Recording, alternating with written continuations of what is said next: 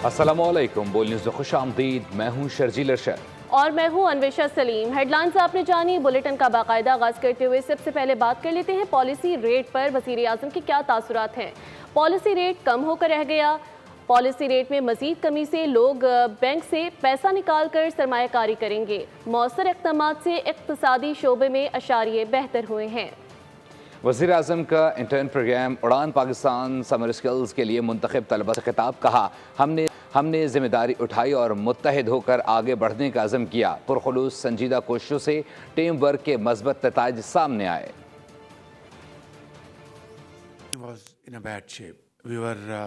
all observing galloping inflation touching 38%. Our policy rate was about 22.5%, and our business atmosphere was at best very skeptical. FDIs were remote and foreign remittances were at best average in comparison to the previous years. And we took upon ourselves this onerous responsibility, huge burden, that we will march in unison, work with sincerity of purpose, seriously, and then leave things to Allah Almighty. Fast forward, as luck would have it, our teamwork, joint efforts. आखिर क्यों रास्ता रोका जा रहा है? क्या जमहूरी के बजाय इनफरादी तब्दीली का इंतज़ार कर रहे हैं? मौलाना फजलुर रहमान का शिकवा। कहा कि अवाम की ताईद हमारे साथ है तो किसी के बाप को यह हक़ हासिल नहीं कि हमारी हुकूमत का रास्ता रोक सके। तमाम पार्टियां तस्लीम करें कि फाटा का इंज़माम गलत फैसला था। कल फाटा में ग्रैंड जरगा बैठेगा, उनसे मुशावरत करेंगे। नून लीग और पीपल्स पार्टी से मुलाकातें इब्तदाई मराहिल में हैं। सेनेट इलेक्शन के लिए क्या एडजस्टमेंट होती है, कुछ नहीं कहा जा सकता। खैबर पख्तूनख्वा में सरमायाकारी के वसी मौक़े मौजूद हैं। सूबे में सन्नती तरक्की पर तवज्जो दे रहे हैं। खैबर पख्तूनख्वा को सरमायाकारी के लिए महफूज तरीन खित्ता बनाएंगे। गवर्नर खैबर पख्तूनख्वा फैसल करीम कुंडी पुरज़म पेशावर में तकरीब से खिताब में कहा कि हमारे नौजवान बासलाहियत और मेहनती हैं। नौजवानों को दुरुस्त सिमत में गामज़न करेंगे।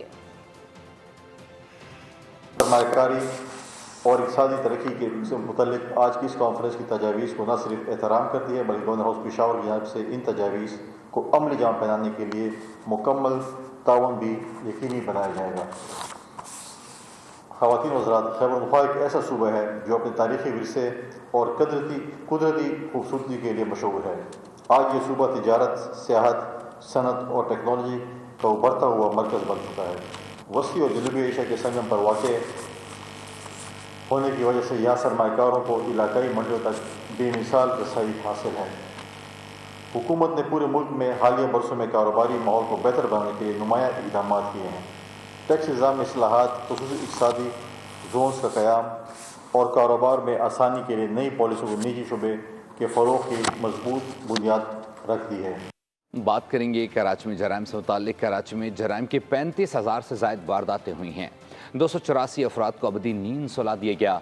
रवा साल डकैत 2.5 अरब रुपए से ज़ायद की लूट मार कर चुके हैं। 21 करोड़ 47 लाख रुपए के मोबाइल फ़ोन छीन लिए गए हैं।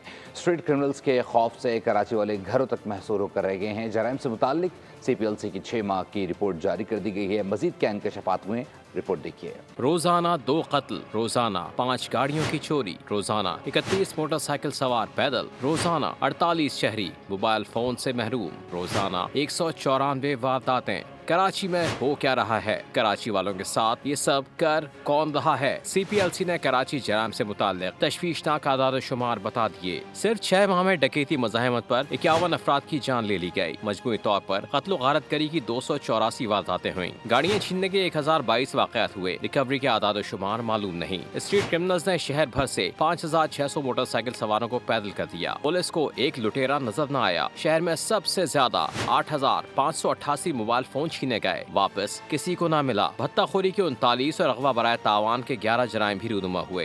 कराची पर सितम और दीगर शहरों पर करम। नई नंबर प्लेट्स के मामले में दोहरा मयार बेनकाब हो गया।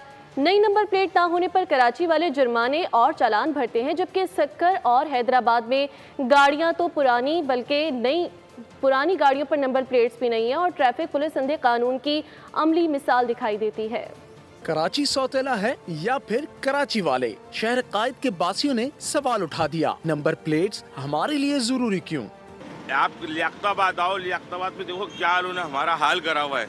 हमारी कमरे दुख गई है, हमारी गाड़ियों को रेड लगी है। खुदारा मुर्तज़ा वहाब साहब, आप कराची लियाकताबाद का विजिट करें और यहाँ की सड़कों को, पानी के सीवरेज का मसला हल करें। अंदरूनी सब जगह चली जाओ, बगैर नंबर प्लेट के वहाँ पे गाड़ी चल रही है, कुछ भी नहीं है। कोई वहाँ पे ना कोई पेपर पूछ रहा है, कुछ भी नहीं पूछ रहा है। वाहिद आप यहाँ कराची है जो कराची में जो आवाम को तंग किया हुआ है और गवर्नमेंट को खासतौर पर हमारे ऊपर जो मुसल्ला कर दिया गया है। बस सक्खर वाले सिर्फ प्लेट से वाकिफ हैं, नंबर प्लेट से नहीं। सिर्फ कराची में इस पे अमल दरामद हो रहा है। आप यहाँ सक्खर में मेन घंटाघर पे खड़े हैं, यहाँ पे आपको बाइकों पे नंबर प्लेट ही नजर नहीं आएंगी और इसके ऊपर तो कार्रवाई हो ही नहीं रही है कि जो है कि नंबर प्लेट लोग लगाएं।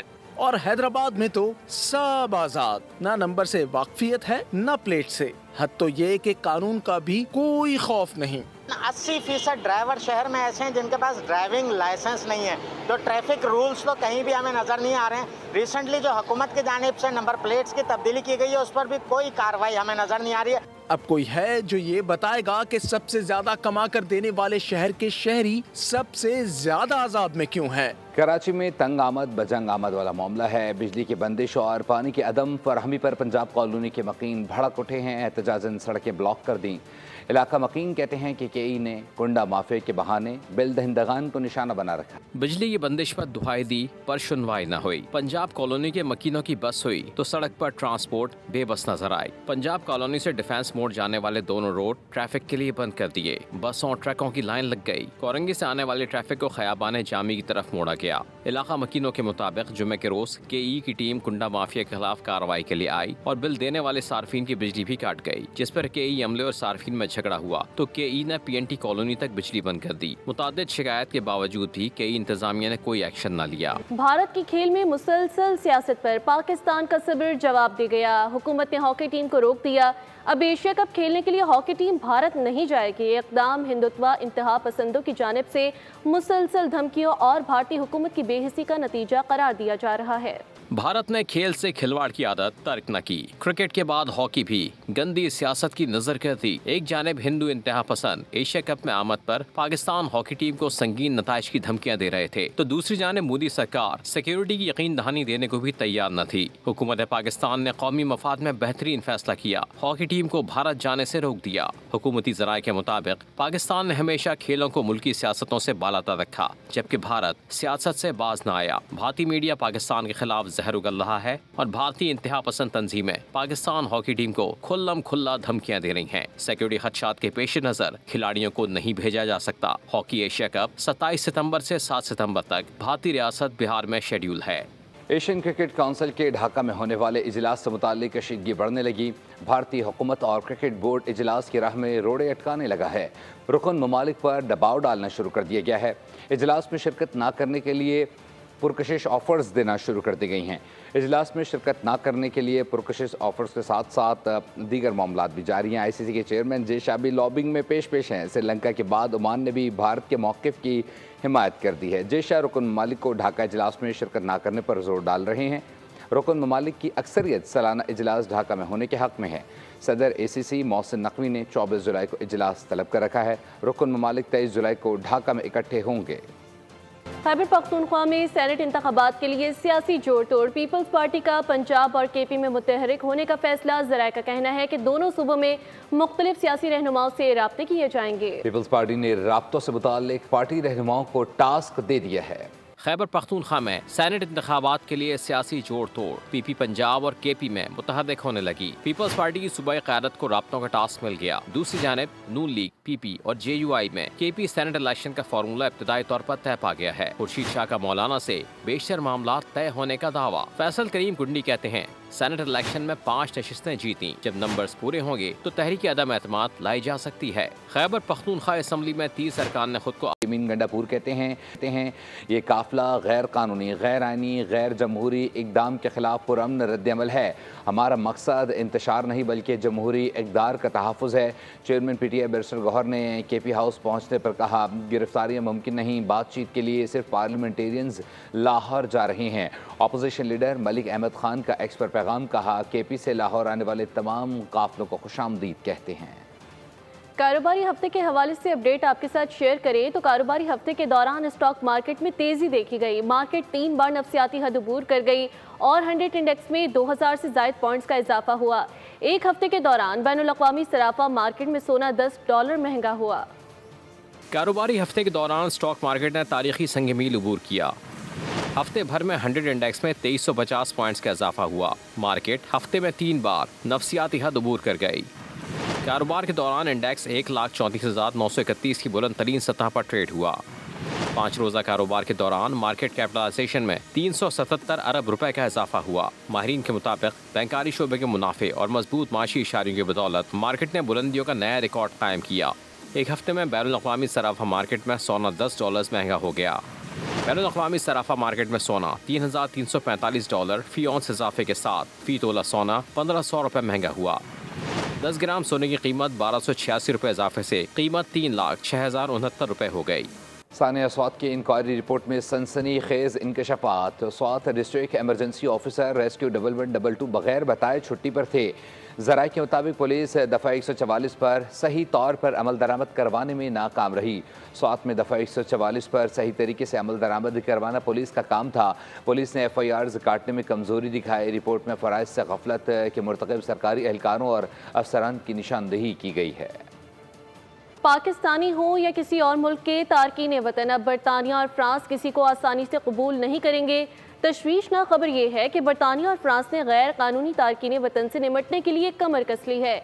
बोल न्यूज़ इस अहम ब्रेकिंग न्यूज़ से आपको आगाह कर रहा है कि अब तारकीन वतन को बरतानिया और फ्रांस में आसानी से इस्लाम पनाह गैर मुल्की नहीं मिलेगी। खबर रसां इदारे के मुताबिक छोटी कश्तियों के जरिए आने वाले गैर तारकीन वतन से निपटने के लिए बरतानिया और फ्रांस के दरमियान मुआहदा तय पा गया है। इस मामले का नाम नॉर्थ डोर डिक्लेरेशन है। बरतानिया के वज़ीर आज़म सर केयर स्टारमर ने कहा कि छोटी कश्तियों के जरिए आने वालों को गिरफ्तार करके मुख्तसर तरतीब में वापस भेजा जाएगा। आपको आगाह कर रहे हैं, पाकिस्तानी हो या किसी और मुल्क के तारकीन वतन, अब बरतानिया और फ्रांस किसी को आसानी से कबूल नहीं करेंगे। तशवीशनाक खबर यह है कि बरतानिया और फ्रांस ने गैर कानूनी तारकीन वतन से निपटने के लिए कमर कस ली है। रावलपिंडी से खबर शामिल करेंगे। रावलपिंडी थाना तक्सला के इलाके में रात गए डकैती की कोशिश नाकाम बना दी गई है। 4 डाकू शहरी के घर की दीवार फैलांग कर दाखिल हुए, जिससे घर वाले जाग गए।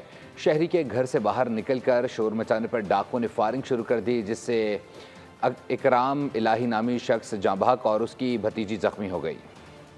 दीगर खबरों से भी आपको आगाह करेंगे। हंगू खैबर पख्तूनख्वा का वो ज़िला है जो अपने ठंडे मौसम के लिए मशहूर है, लेकिन इस बार मौसम ने ऐसा पलटा खाया कि शहरी गर्मी से बेहाल हैं। मंजूर खान की रिपोर्ट। हंगू में शहरियों को बारिश का इंतजार है। मामूल के बरखिलाफ इस बार यहाँ बरखा-रुत का इंतजार तवील हो गया है। थोड़ी सी बारिश से लोगों को उम्मीद बंधी, लेकिन अब उल्टा हब्स बढ़ गया है।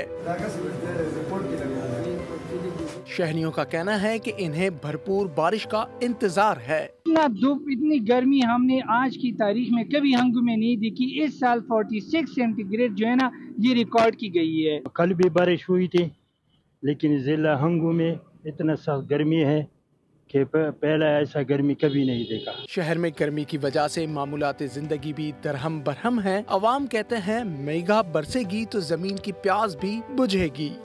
शदीद गर्मी और हबस की वजह से जिला हंगू के बासियों की जिंदगी मफलूज होकर रह गई है।